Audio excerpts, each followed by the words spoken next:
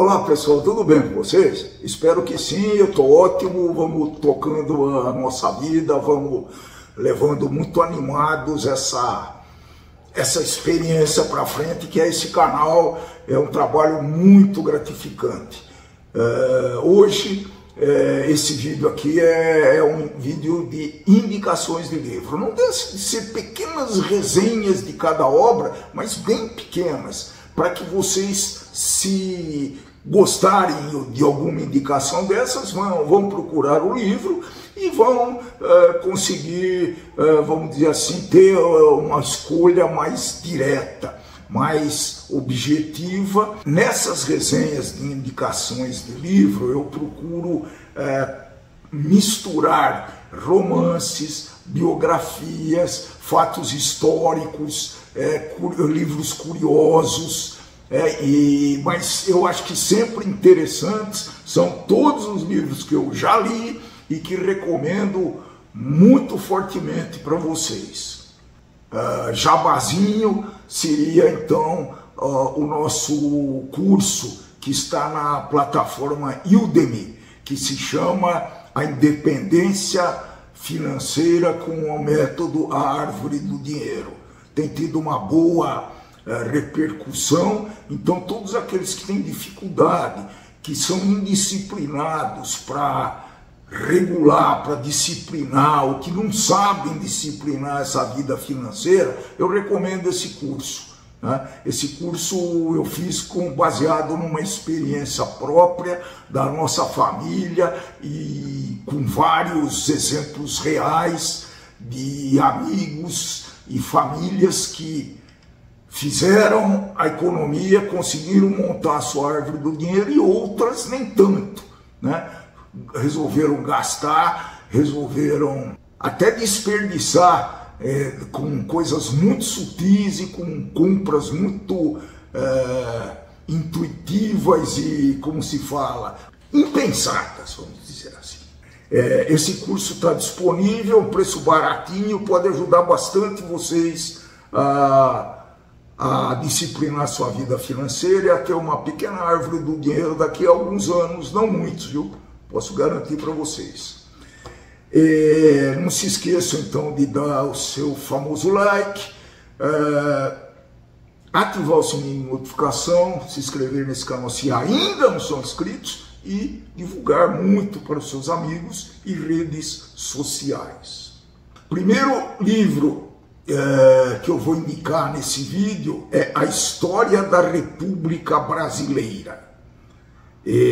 Subtítulo: Nasce a República, 1888 a 1894. Então, ele vai abranger a proclamação da República com muitos detalhes desconhecidos. Muito crível, A gente pode acreditar nesse livro porque ele foi escrito por Hélio Silva e ele oferece um olhar muito detalhado sobre os primeiros anos da República Brasileira. Basicamente é da abolição da escravatura até a consolidação do novo regime, tempo que foi marcado por profundas transformações sociais, políticas e econômicas.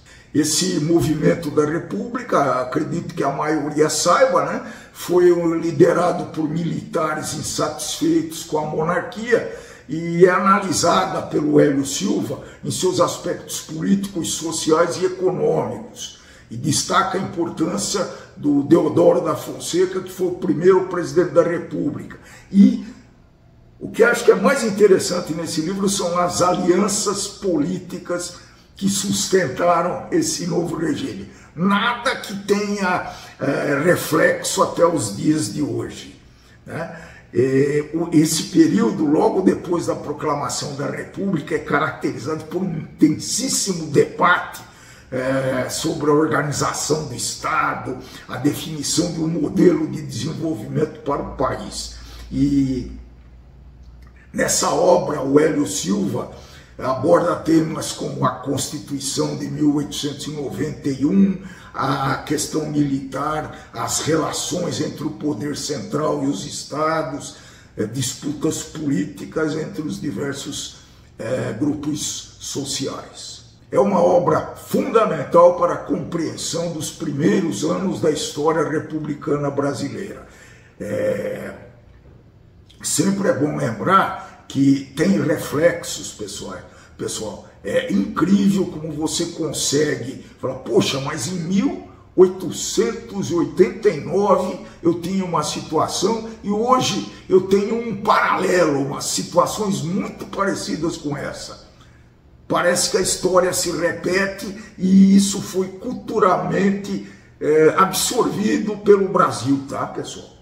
É uma série de livros, eu só li, eu fui até a Proclamação da República, mas ela, para quem gosta, eu vou continuar a ler isso daqui, essa série, ela conta a história do governo, até o governo do Fernando Henrique Cardoso, é da editora 3 e da Brasil 21. Quem gosta de história, essa série é imperdível, gostoso de ler, sabe? Essa é então a primeira indicação. O segundo livro que eu gostaria de indicar para vocês é A Flor de Obsessão, subtítulo 1000 Frases de Nelson Rodrigues. Olha como essa relação de livros é aleatória, é até um pouco bordélica, né? Eu estou passando da República para o Nelson Rodrigues. Esse livro ele faz você conhecer o escritor Nelson Rodrigues nas profundezas de sua alma e de seus pensamentos, pessoal. Nessa obra foram coletadas várias frases do Nelson Rodrigues. Então, cada frase, se você quiser, pode gerar uma reflexão, você vai poder concordar ou discordar, vai ver se continua válido até hoje. Então é um verdadeiro convite para você conhecer e desvendar um pouco a alma humana, né? Sempre sobre uma ótica, sobre uma lente muito provocativa de um dos maiores escritores brasileiros. Nelson Rodrigues tem uma escrita muito direta, é um verdadeiro caleidoscópio de pensamentos que nos fazem rir, refletir e muitas vezes, por que não, questionar nossas próprias crenças. As frases selecionadas por essa obra são como facas afiadas. Isso é um crítico que eu peguei, não é minha não. Cortando a superficialidade e revelando a complexidade que habita em cada um de nós. Eu achei interessante esse comentário, então eu estou dando crédito ao crítico aqui. A morte e a vida é uma outra presença constante nas crônicas de Nelson Rodrigues. Ele explora muito bem a finitude, a angústia e o medo da morte de uma forma muito poética e profunda e muito característica do povo brasileiro, tá? A hipocrisia e a farsa também são muito características da literatura do Nelson.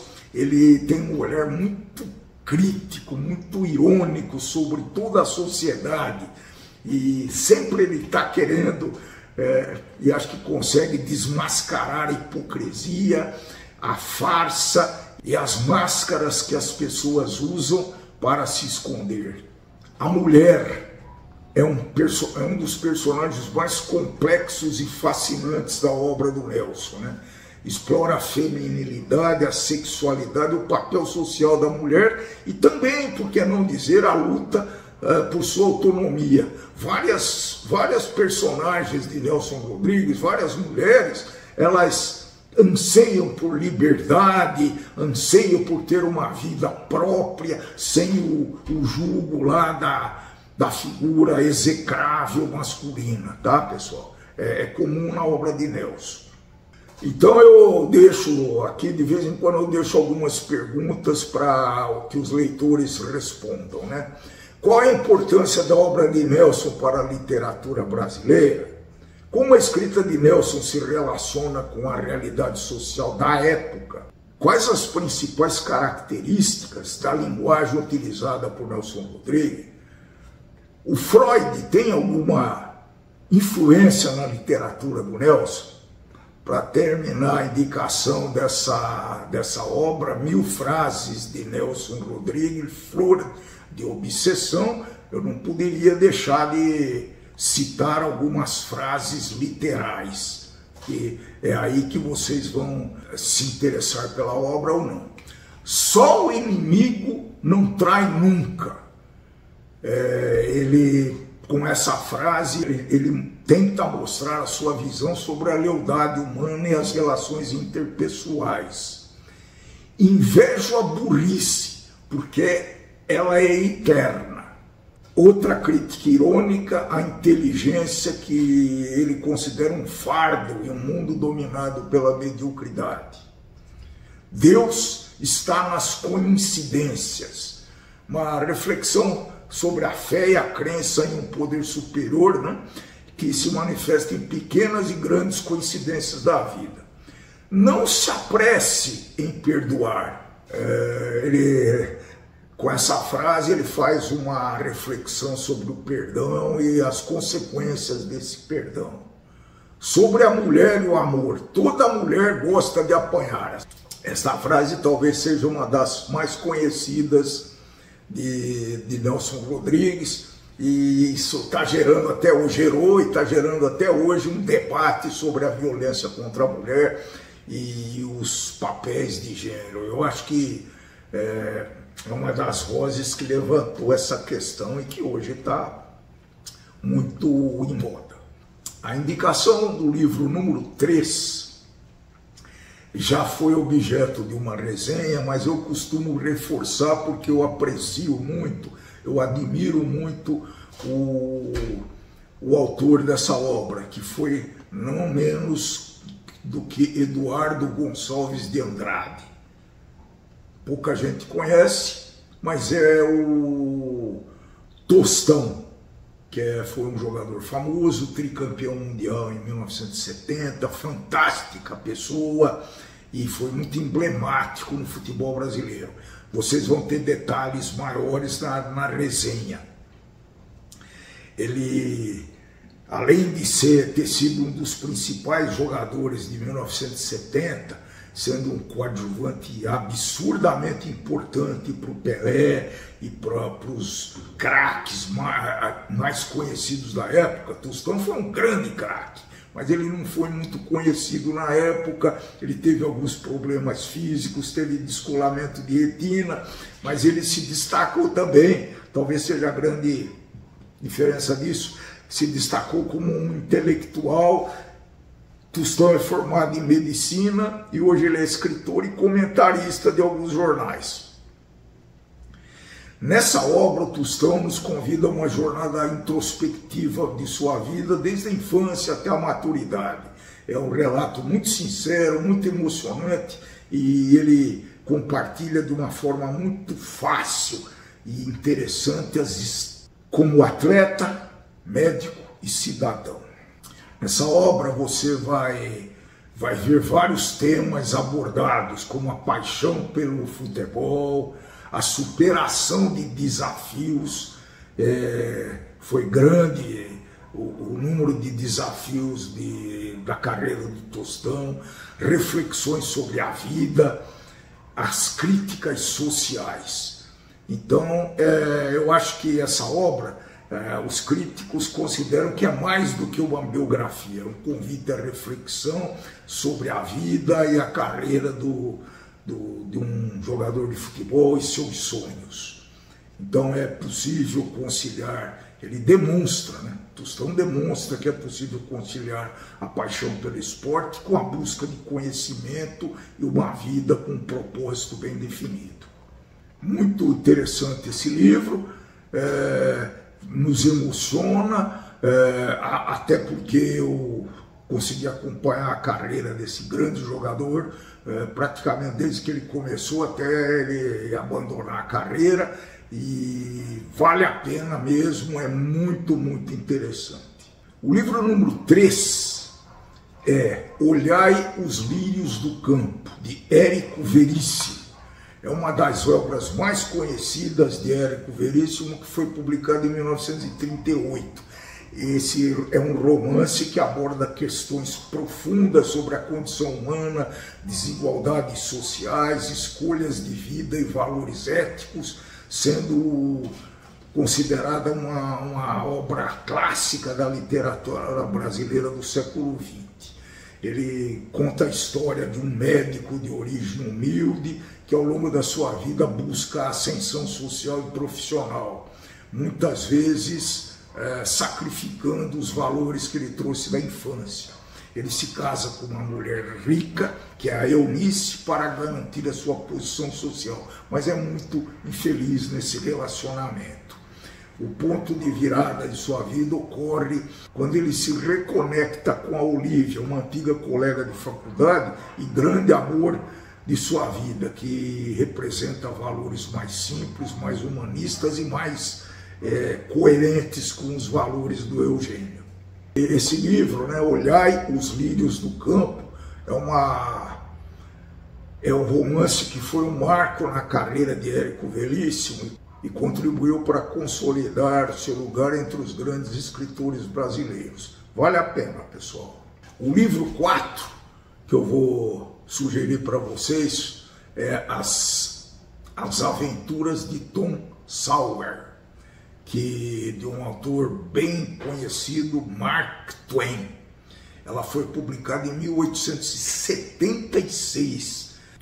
É um clássico da literatura mundial que combina humor, aventuras e reflexões sobre infância, sociedade e os valores da época. Qual é a base, né? Ele acompanha as aventuras de Tom Sawyer, um garoto esperto e travesso que vive às margens do rio Mississippi, na cidade fictícia de São Petersburgo, nos Estados Unidos. Tom é órfão e vive com sua tia Polly, o irmão mais novo Sid e uma prima chamada Mary. Esse Tom Sawyer é conhecido por sua imaginação muito fértil, espírito livre e habilidade de sair de situações muito complicadas. Ele desenvolve muitas aventuras ao lado do seu melhor amigo, que é o Huck Finn, e da menina por quem é apaixonado, a Becky Thatcher. Um dos episódios mais marcantes desse livro a famosa cena em que Tom convence seus amigos a pintar uma cerca para ele, suas aventuras em uma ilha deserta e a descoberta de um tesouro enquanto enfrentam um perigoso Joe Índio. Muito legal. O Mark Twain utiliza uma linguagem leve, bem-humorada, com descrições muito vívidas e diálogos muito autênticos. A sua habilidade em retratar a cultura local e os sotaques regionais tornou o livro um marco do realismo literário. Embora seja uma obra voltada para o público jovem, As Aventuras de Tom Sawyer, de Mark Twain, transcende as barreiras da idade por suas reflexões profundas sobre o comportamento humano e a sociedade. Ok? Então vale a pena ler, eu gostei muito desse livro. Agora, a indicação do livro 5 é polêmica. Sabe que livro que eu vou indicar agora? Tem alguns seguidores vão me odiar, mas eu sou obrigado a chamar isso a uma discussão. O Grande Romance da Matemática, um panorama geral da história da matemática. Eu conheço pessoas que não entendem ou não querem entender a grande importância da matemática na vida. Então, para essas pessoas, eu tenho gente muito próxima que pensa assim. Eu recomendo fortemente esse romance da matemática, que ele procura desmistificar a matemática, apresentando uma narrativa fascinante e acessível a todos, isso eu garanto. O autor é o Lucas Klinko, que convida o leitor a embarcar uma jornada através do tempo, explorando os principais desenvolvimentos matemáticos, desde a antiguidade até os dias atuais. Eu acho que lendo esse livro, o leitor pode democratizar o seu conhecimento, ter uma visão mais abrangente, numa vasta gama de tópicos, onde a matemática funciona como personagem. E esse livro é interessante para fixar a matemática e a importância da matemática na cabeça das pessoas, porque ela é uma narrativa muito envolvente e é contada de uma forma cativante mesmo. E o incentiva a curiosidade. Nesse livro, a matemática é apresentada como uma construção humana. O autor demonstra como esses conceitos matemáticos foram desenvolvidos ao longo da história em resposta às necessidades de diferentes civilizações. A importância da matemática para a sociedade e grandes nomes da matemática como Pitágoras, Euclides, Newton e muitos outros. Então, é uma obra indispensável para quem deseja compreender a importância da matemática na história da humanidade. Se você busca uma leitura leve, gostosa, informativa, pode arriscar. É um livro relativamente curto, mas é muito interessante, do começo ao fim. Então é isso, pessoal. 5 livros, acho que eu tomei muito cuidado nas indicações desse livro, na variedade dos temas que eu indiquei nesse vídeo, que já está um pouco longo, mas de toda forma, não esqueça de dar o famoso like, de ativar o sininho de notificação, de se inscrever nesse canal se ainda não são inscritos e divulgar muito para os seus amigos e redes sociais. Para quem chegou até o fim desse vídeo, muito obrigado, até o próximo vídeo e tchau, tchau!